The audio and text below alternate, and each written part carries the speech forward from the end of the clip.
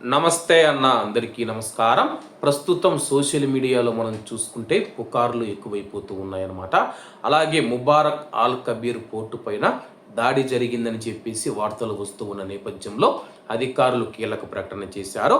Mubarak all Kabir port తీరంలో ఓ సంఘటన జరిగిందని కొన్ని మీడియా సంస్థలు మరియు సోషల్ మీడియా ప్లాట్ఫామ్లలో ప్రసారం అవుతూ ఉన్న వార్తలను కువైట్ మినిస్ట్రీ ఆఫ్ ఇంటీరియర్ ఖండించింది.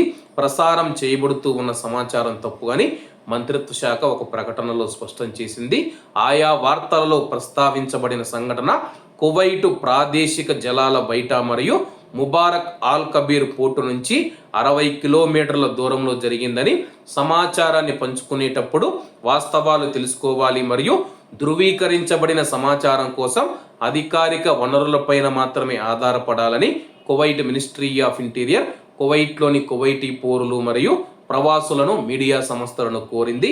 అంతకుముందు కువైటు పోర్టు సమీపంలో ఆయిల్ ట్యాంకర్లో పేలుడు సంభవించినట్లు United Kingdom Maritime Trade Operations తెలిపింది.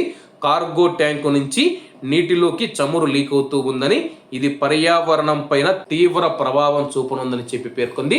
ప్రస్తుతం ముబారక్ ఆల్ కబీర్ పోర్టు పైన ఇరాన్ దాడులు చేసిందని చెప్పేసి, అలాగే అక్కడ చాలా మంది చనిపోయారు, అలాగే పోర్టు పూర్తిగా తగలబడిపోతూ ఉంది, పెద్ద స్థాయిలో మంటలు చెలరేగుతూ ఉన్నాయి.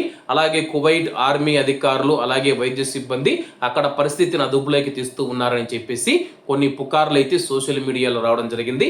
ఆ యొక్క వార్తలన్నీ పూర్తిగా అవాస్తవం అని చెప్పేసి మినిస్ట్రీ ఆఫ్ ఇంటీరియర్ ప్రకటించింది. కాబట్టి కువైట్లో ఉన్న మన భారతీయులు సోషల్ మీడియాలో వస్తూ ఉన్న రూమర్లు అలాగే పుకార్లు ఏవైతే ఉన్నాయో, తప్పుడు వార్తలు ఏవైతే ఉన్నాయో వాటిని నమ్మవద్దని చెప్పి మినిస్ట్రీ ఆఫ్ ఇంటీరియర్ తెలిపింది. కాబట్టి అందరూ బాగుండాలి, అందులో మనం ఉండాలి. అందరికీ నమస్తే అన్న, జై హింద్.